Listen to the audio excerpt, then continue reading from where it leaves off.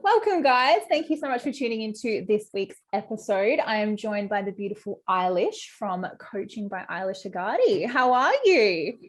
Good. Very happy to be on. Happy to be here. Thank you so much for coming on. I really appreciate it. Eilish and I have known each other. We met in Brisbane at Self Mastery, a few months ago. So, she's on the personal development train with me. She's on the coaching train. And I noticed you all weekend. You were a little spark plug full of energy, and I really appreciated just your presence and everything. I've been following you on Instagram, and I just love the value that you put out there and how you help people. So I thought, I might as well give back to my audience. So tell everyone a little bit about yourself and what you do. Absolutely. So I'm based in Brisbane and I am a mindset development coach. So what that means essentially is I help millennials, anyone between like early 20s to 30s, work on their limiting beliefs, rewire their brain to conquer their limiting beliefs, figure out what it is they want, figure out their purpose, what it is that motivates them. I work with people who have anxiety, confidence issues, body confidence.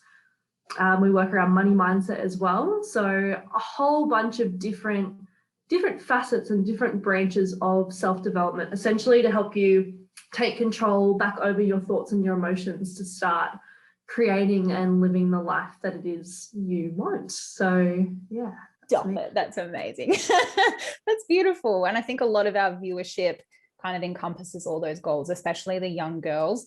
I really try to have guests on this podcast that, have the same values and the same gifts that they want to give back to that kind of community and that niche. So I really appreciate you being here. I am interested in hearing about your personal journey and how you kind of came to the conclusion that this is what you wanted to do for work and how you enjoyed that niche.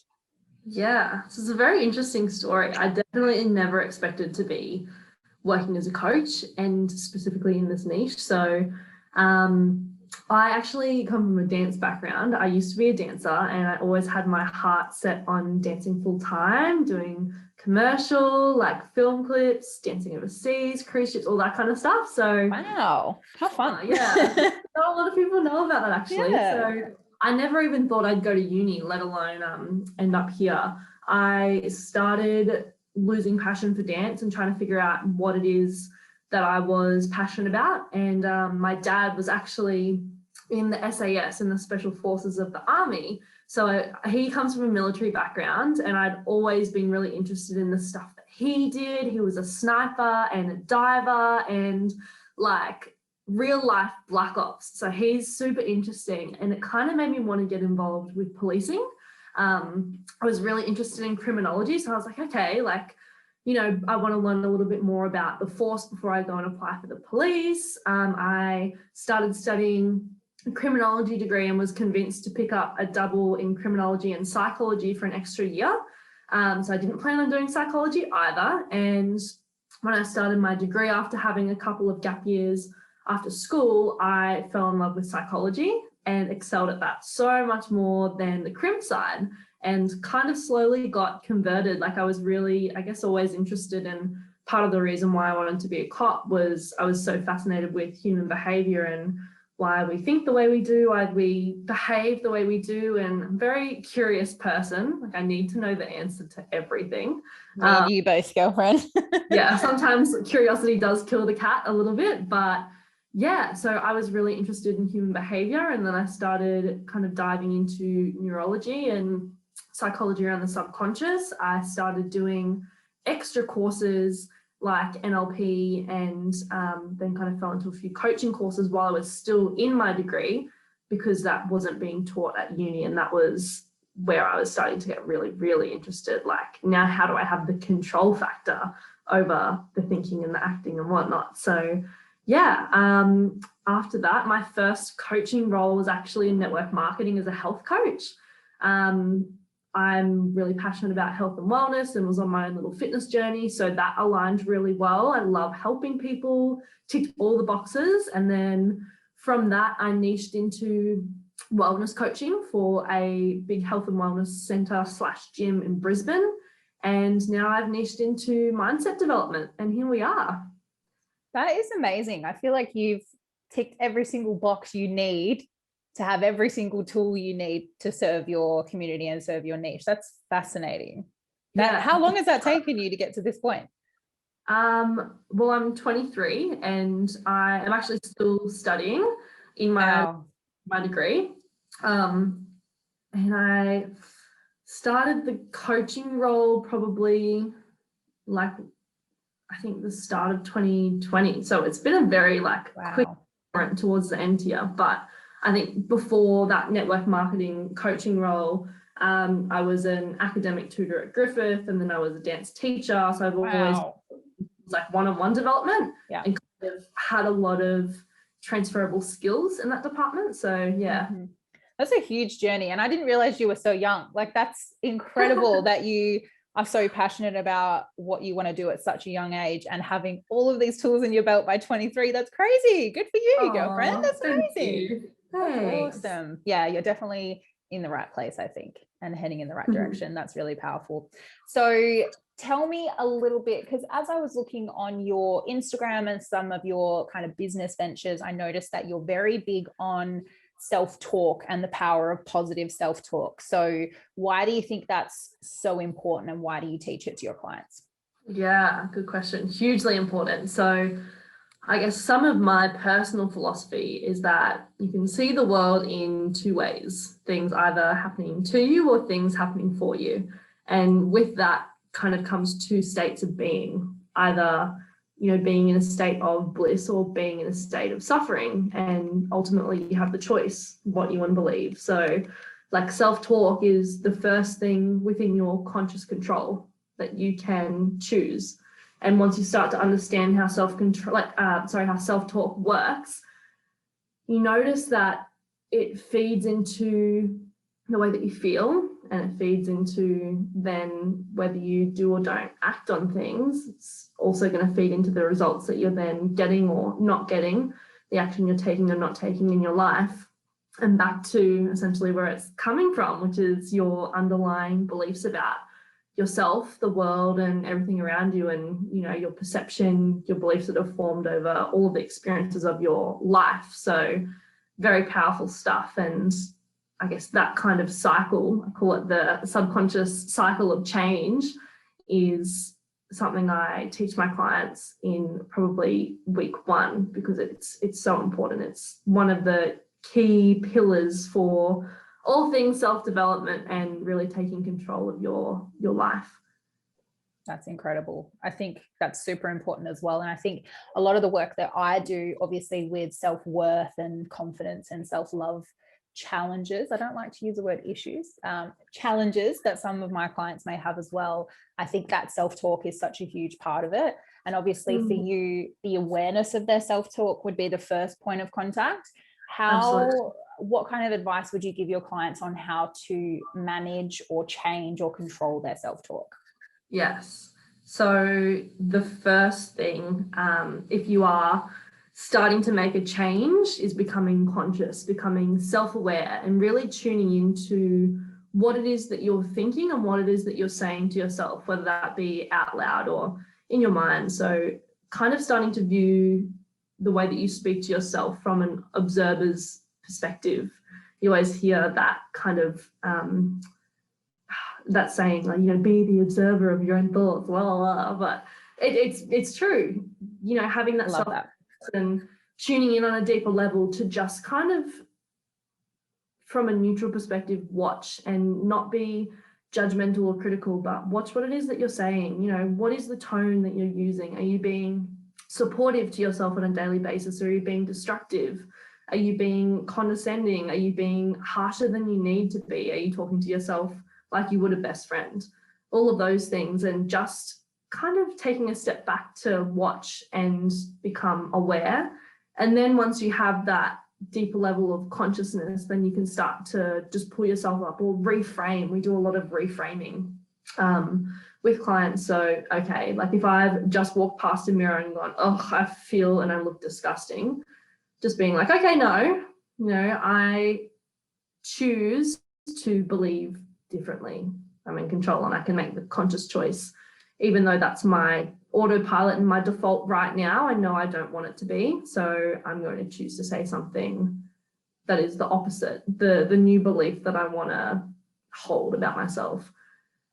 I guess allowing, I don't know if you've heard of this saying, windows and doors.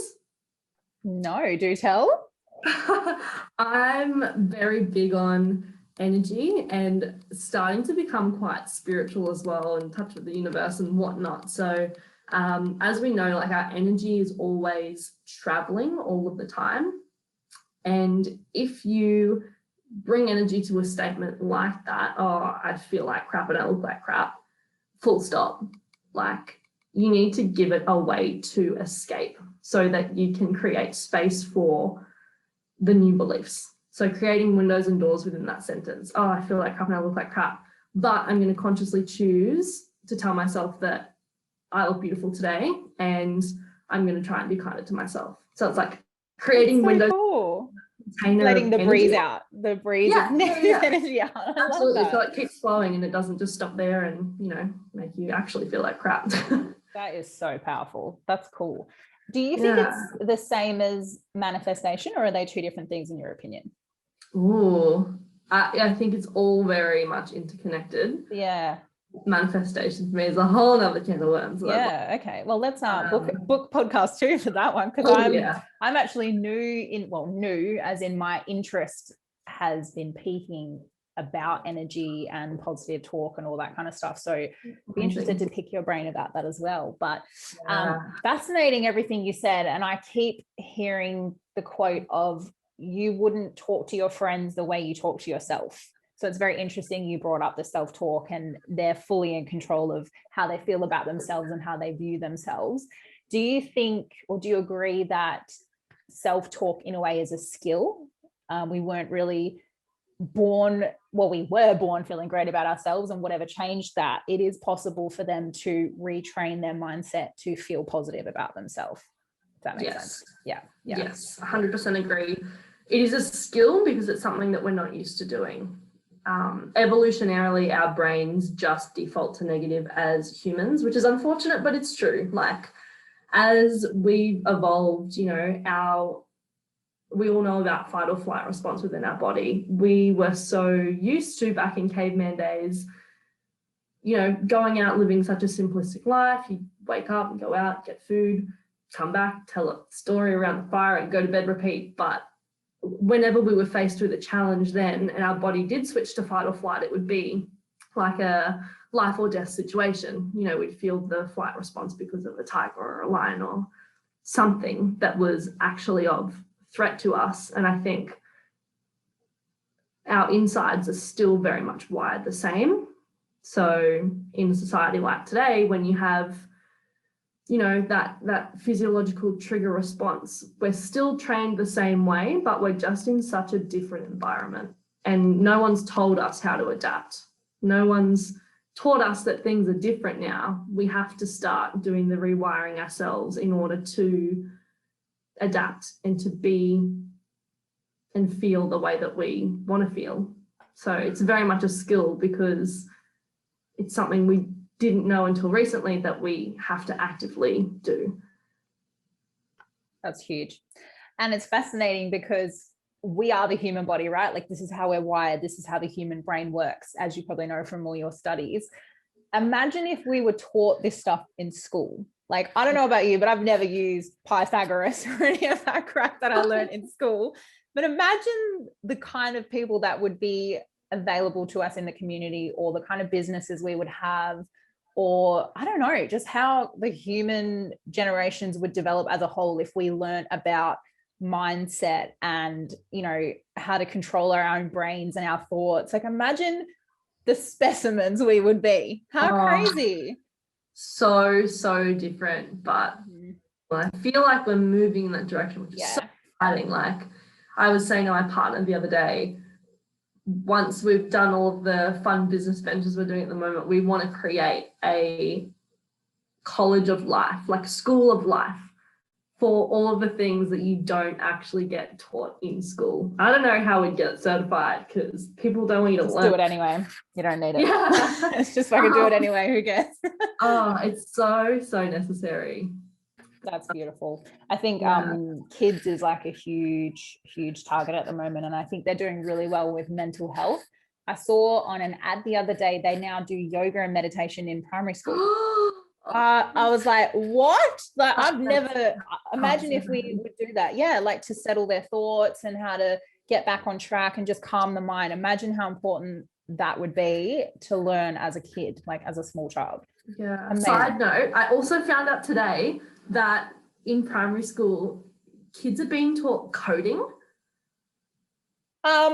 I saw Mark Zuckerberg's ad on Facebook for it, and it was like his kid was playing on a laptop, and it had some like what was the program called? Coney or something like that, and she was learning coding. So insane, because it's like another language now. It's like more than actual verbal language. It's like the language. No, I've missed that boat completely. I feel like I'm losing years here. Like all these kids have amazing opportunities. It's okay. We're in control. Eilish, reframe. Reframe. Yeah, see, you have amazing opportunities, Jade. See, that was a good lesson. Thank you.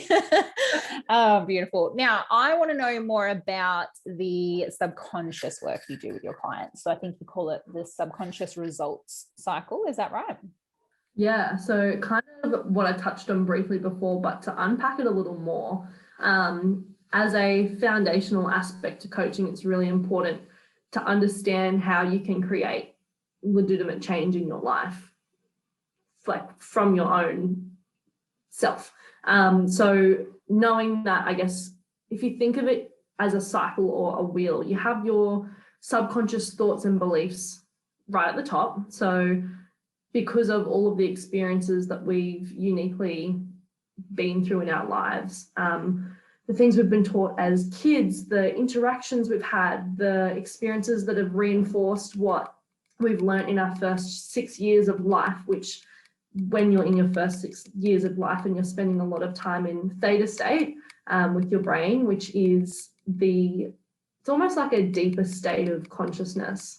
So you're not completely alert and you're not like in a, state of like lower arousal, but you're almost like a sponge. You know, when kids say, like I want to be a princess or an astronaut or whatever, like they don't have limiting beliefs yet. They don't have anyone tearing them down or trying to be realistic with them yet.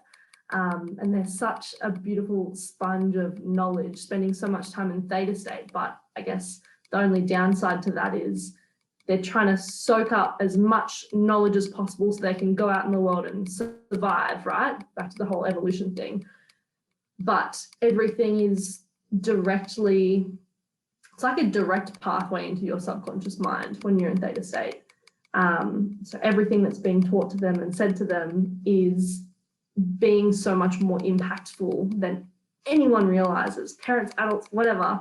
You don't know what you don't know, right? But they're using these bits of information to, I guess, conjure up what they believe is right or wrong, what they believe about themselves, how they believe the world works and whatnot. So understanding that, like what your beliefs are, where they've come from, and how they feed into your conscious thoughts. So your day-to-day thoughts that you're thinking, you hear yourself saying in your head, recognizing that, when you do say something that's not so nice, or something external happens, say you get a text message and it kind of makes you feel a bit off or a bit sour. Triggering, exactly. Yeah. When you get triggered, you notice that it changes your state. You notice it changes that feeling in your body. Maybe you feel sick. Maybe you start to get agitated and short with people. You start to get a little bit, flat. Realizing that is then going to affect whether you say do or don't go to the gym, right? If something's happened, you felt triggered, you now feel flat and shitty, you're probably not going to do the things that are good for you. You're probably going to watch Netflix and introvert and not go to the gym, whatever it might be, which is then going to influence your results, right? Whether you are or aren't hitting your goals. And that's going to feed straight back into your self-worth, your subconscious beliefs about yourself and everything else. That is crazy. I'm always so curious about the subconscious mind and the mind in itself, I suppose. But the way I always try and teach it to people that have never learnt about NLP or psychology or anything is there's like our surface level problems, and there's always a deeper core root issue at cause here. Like people that self-sabotage, or they procrastinate, like you said, or they put walls up in relationships, or whatever it is, that's not the actual problem. Those self-sabotaging behaviors are always a reflection of those limiting beliefs that are actually deep within us. And I think that's why personal development is so important to me, because if it's done anything, it's just brought so much awareness to stuff that's gone on for me, or stuff that I can change. And you can't change yourself or change your life if you're not aware of what the problems are. So good job. This is why we're here. 100%. I love that. Now, what you guys will notice, we will plug Eilish's Instagram later for you, but what you'll notice that she talks about quite a lot is obviously mindset and, you know, getting herself through those struggling times. But I actually want to talk to you, Eilish, about something that happened recently for you. We originally had a different date to film this podcast together, and something came up for her, and I just want her to share her personal experience as much detail as she's comfortable with. But it just goes to show, not only does she teach this kind of stuff, she lives it in her everyday life. So tell us about the situation. Oh, I suppose. Tell us about what happened at work, and I'd love to hear your mindset patterns through it and some of the stuff you did behavioral wise. That's a tough sentence to say. Share as much as you like. What went on? So other than just coaching, I do want this to become full-time for me very, very soon. But we got to pay the bills. We got to work other jobs sometimes. And I was coaching for a health and wellness center, as well as doing a bit of a casual reception stint within this company. And we found out with quite little notice that a lot of our hours were going to be getting cut with approximately 1 week's notice, and that they'd hired externally. So we had a team of about 10 casuals, and they'd hired, I was there probably like around 25 hours a week, and found out very abruptly that it was going to get cut back to about 9. So that was a bit of a shocker. It kind of rattled all of us, and because we are so close, like, you know, with most workplaces you have group chats, you'll kind of talk outside of work about what's going on and what's coming up for you and whatnot. It was really easy, as much as I wanted to see it as, you know, everything happens for a reason, and that's probably the biggest motto that I live by. It was really easy to get dragged into the negativity and feeling what everyone else was feeling. I'm quite a big empath, and thinking really negative, dark thoughts, and basically like this managerial decision feeling like a personal reflection of your own work. I'd applied to stay on as a part-timer, but didn't get the job for a whole bunch of reasons. And yeah, it was really hard because it was so abrupt. We just weren't prepared for it. And we planned to record this podcast the day after I actually found out. But I just have to say to Jade, like, I need to take a day to completely clear my freaking schedule, because I need to just do some things for myself and kind of recover and not feel like I have any obligations today or commitments to show up or be anyone or do anything, and just have no plans and do whatever it is I need to recharge myself and kind of rest and recover. So I did meditation, probably a couple. I think I went and did a yoga class. I sat outside in my favorite park, New Farm Park, near the water. I think I went to the dog park. Some endorphins there, I love that. Absolutely. And really took time for myself, and I spoke about it a lot. I think I journaled a little bit as well, but for me, talk therapy is so powerful. My poor partner, like, I would have talked him to death. That's what they're there for. That's what they're there for. Yeah. I just needed a whole day or two to kind of process that. On top of that, my coaching contract within the company was terminated the following week. So like probably a few days after, with no notice as well, for a whole bunch of different like structural reasons and development reasons and whatever. And then I found out that my housemate was moving out with 1 day's notice and taking all the white goods. I was like, what the hell? Oh my God. There's loads of washing to do. Jesus. Why you do this to me? Didn't they say bad luck comes in threes or something like that? You literally just took the words out of my mouth. Oh, sorry. So I was like, okay, you friggin', it's got to wrap up soon, surely.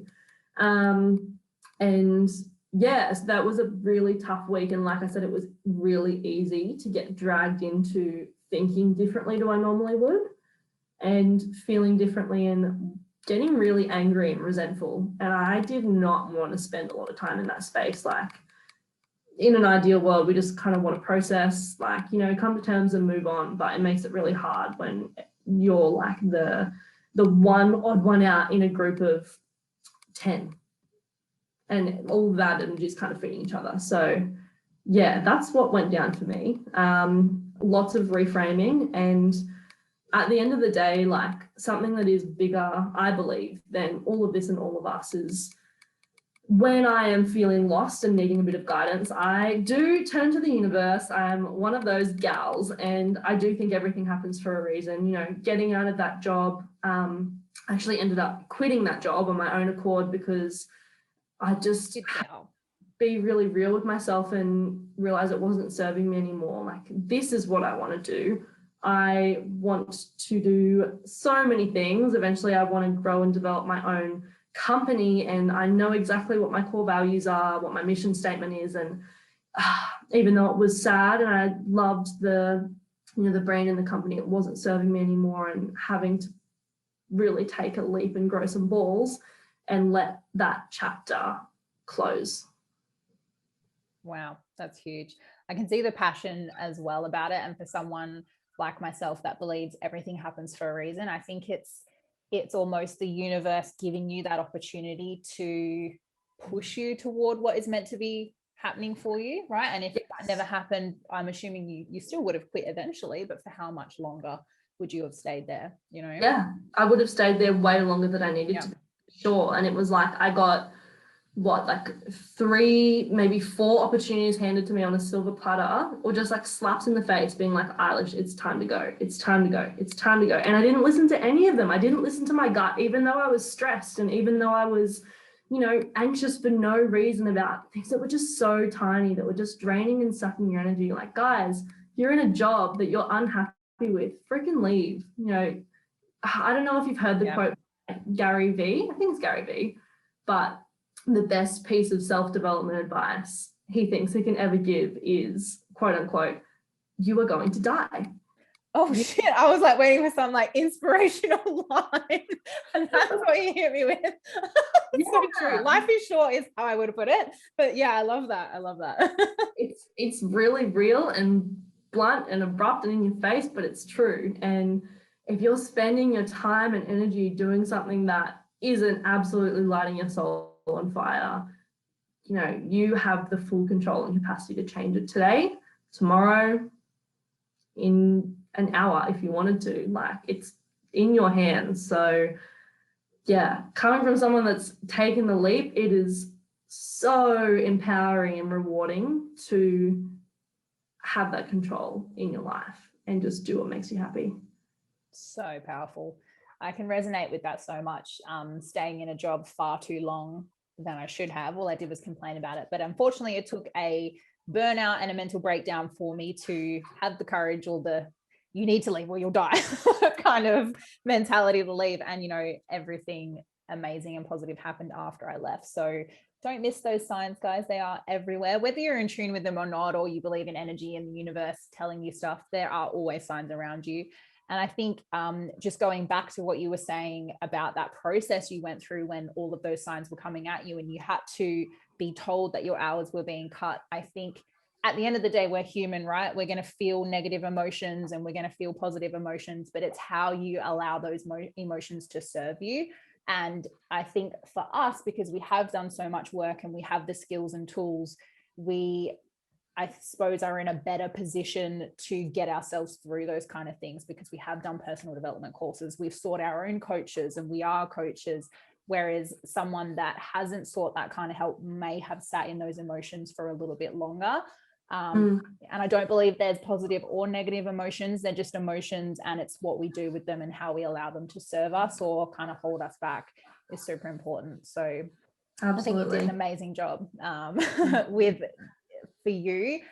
I appreciate that you told everyone that you took that day just to yourself, and I'm assuming that was really important to you to do those soul replenishing activities for the day. How do you think it would have went if you hadn't have taken that day for yourself? Like, what difference do you think having that day to yourself made? Oh, all the difference. I think if I'd forced myself to go about my day as normal and just kind of suppressed the way that I was feeling and tried to put on my tough facade and carry on, I wouldn't have been able to show up for myself the way that I want to, or the people around me. And I think I would have probably taken those emotions out in a number of other ways. They would have manifested and needed to escape regardless. And I'd rather take the day to process and kind of be alone and nourish and care for myself like a best friend than to have anyone else be affected by the repercussions. Yeah, that's beautiful. I love that you call yourself your best friend. Yeah, that's so cute. Let it breeze out of the doors and windows and not like cyclone through your house. Yeah, I love that. I love that. That's beautiful. Something that really helped as well, and this has helped me, it was like a one less than 10-minute meditation. If you guys have heard of the app Bloom, guided meditation and sleep app by Chloe Zepanosky and another business partner. So sorry, I forgot her name. There's a guided meditation on taking things personally. And long story short, it describes that like everyone has gone through their own experiences of life, and everyone is going to see you, the color of a cup, like the color of the freaking sky, slightly differently than anyone else. So their perception of you isn't actually you.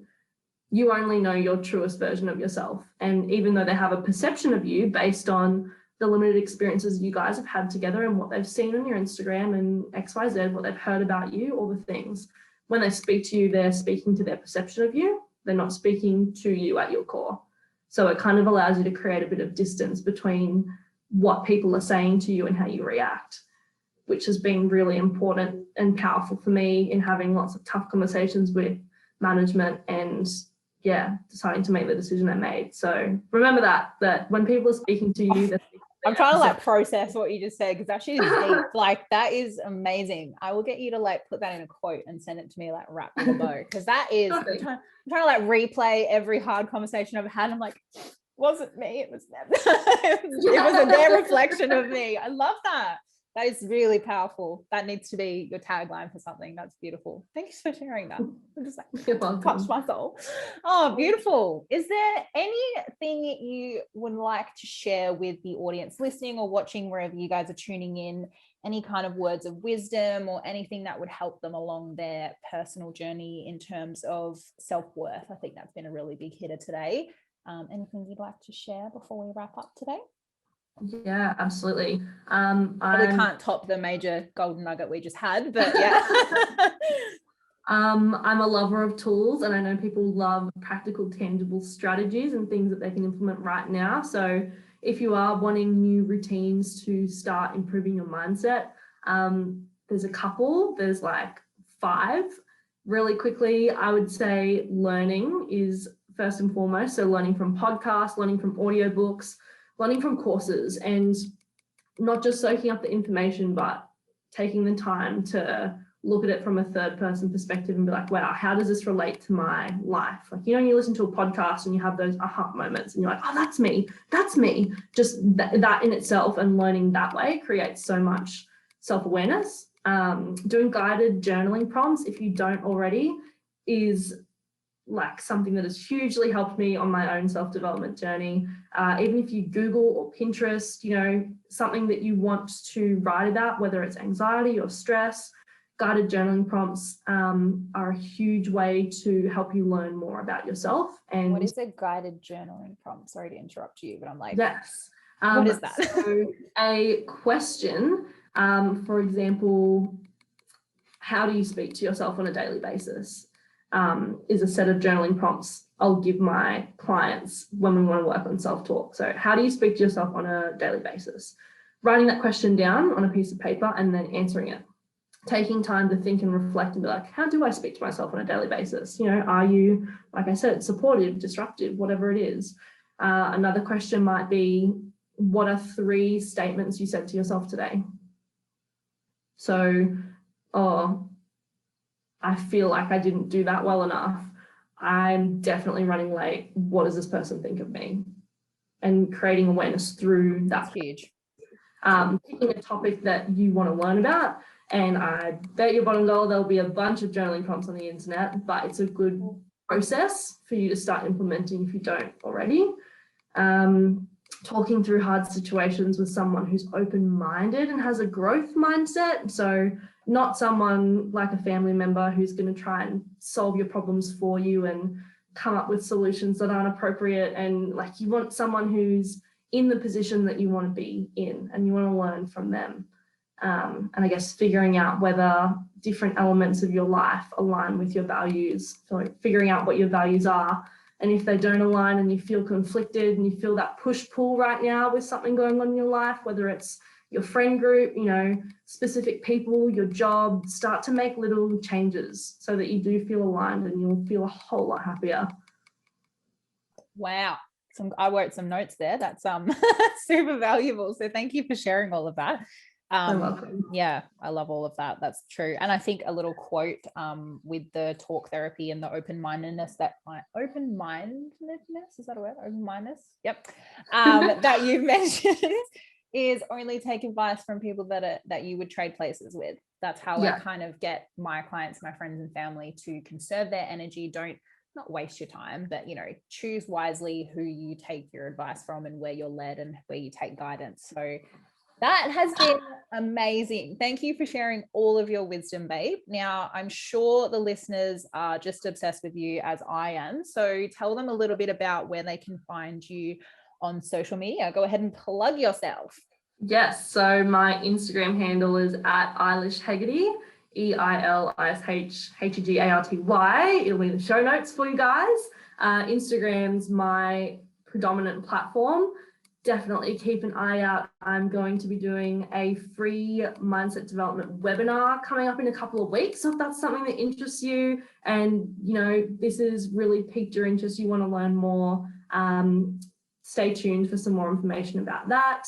And we also have some courses in the making as well, which is super exciting, some group coaching courses. So another little facet for you guys to learn more about yourself and the world and how you can start to control those thoughts and emotions and create your own dream life.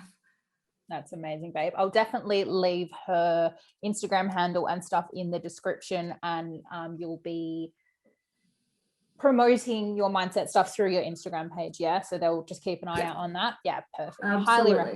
Highly recommend it. Well, thank you so much. Of course. I'll probably be on there as well. So you can say hi if you feel like you need a friendly face on there. Not that, you know, they know me or anything, but I'll hang out with you guys. But thank you so much for joining me today, babe. I really appreciate all the value you've given. Make sure you guys go and follow Eilish. And if you guys have any questions, I'm sure she's open to a small amount of DMs, you know, conserve her energy, but I'm sure she's willing to help at any point in time. But thank you so much, babe. I will speak to you soon. Always a pleasure. Thanks, Jade. Bye, babe.